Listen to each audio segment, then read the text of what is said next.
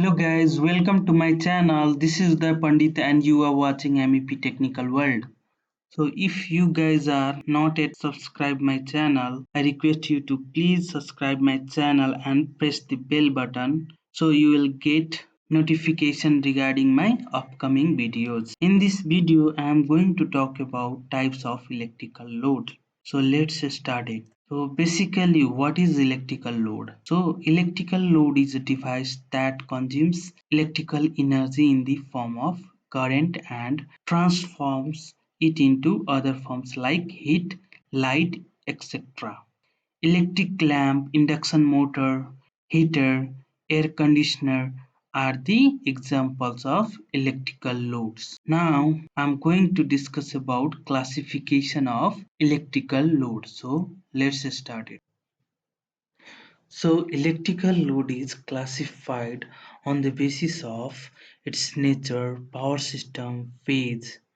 So according to the nature, it is classified into resistive load, inductive load, capacitive load. And according to power system, it is classified into domestic load, commercial load, industrial load, irrigation load, and traction load. And come to next, according to phase. So it is classified into single phase load, three phase loads. In this video, we'll talk about only resistive load, inductive load, and capacitive load. Remaining loads we'll talk about in next video. So this is the basic view of classification of electrical load. Now let's discuss these three load step by step.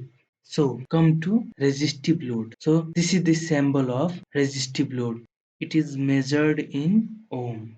So basically, what is resistive load? So the resistive load opposes the flow of electric energy in the electric circuit and convert it into heat. Resistive loads consumes electrical power in a such manner that current wave remains in phase with the voltage wave, as we can see in phasor diagram over here. So here we can see voltage and current are in the same phase, having angle between voltage and current is 0. So cos 0 degree equal to 1. Hence the power factor of resistive load is unity in case of pure resistive load. Now let's talk about its example. Incandescent lamp, electric heater, electric water heater, micro oven, toaster. These are the example of resistive load as we can see in this picture. Now come to next load, which is inductive load. This is the symbol of inductive load like a coil and it is measured in Henry. So what is inductive load? The inductive load has a coil which stores magnetic energy when the current passes through it. And the current wave of inductive load is lagging behind the voltage, as we can see over here in the phasor diagram of inductive load. So here we can see current is lagging behind the voltage. Inductive load is a load which pulls the large amount of induced current. In case of starting the induction motor, initially it draws 5 to 6 times of current as compared to normal operating current, and the power factor of inductive load is lagging, as we can see over here in the phasor diagram, and angle between voltage and current is 90 degree. So cos 90 degree equal to 0. So power factor of inductive load is 0 for pure inductive load. Now let's talk about inductive load examples. So generator, motor, transformer, solenoid coil, and solenoid valves are the example of inductive load, as we can see over in the picture. Now come to another load, which is capacitive load, and its symbol is like this and it is measured in farad. So basically, what is capacitive load? It opposes sudden change in voltage and store energy in the form of current. The capacitor load has a current waveform which is leading the voltage waveform, as we can see over here phasor diagram of capacitive load.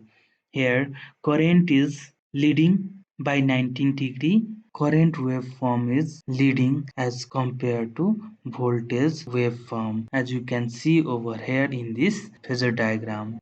So power factor of capacitor is leading, as we can see over here in this phasor diagram, and angle between voltage and current is 90 degree. So cos 90 degree equal to 0. Hence power factor of capacitor is 0 in case of pure capacitive load. Now let's talk about capacitive load example. So capacitor bank and synchronous condenser are the example of capacitive load. As you can see in this picture, capacitors banks are used in APFC panel, which is automatic power factor correction panel. It is used to improve the power factor. Another one is synchronous condenser. So the capacitor load is nothing but a capacitor bank and synchronous condenser, which are used for reactive power compensation. Hence, it improves the power factor. So come to synchronous condenser. So a synchronous condenser is a synchronous motor running at no load in overexcited mode.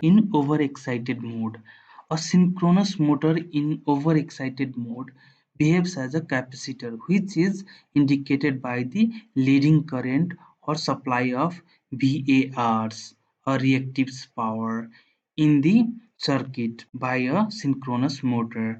As we can see over here, the synchronous condenser is connected to this three-phase line here to improve the power factor of this system.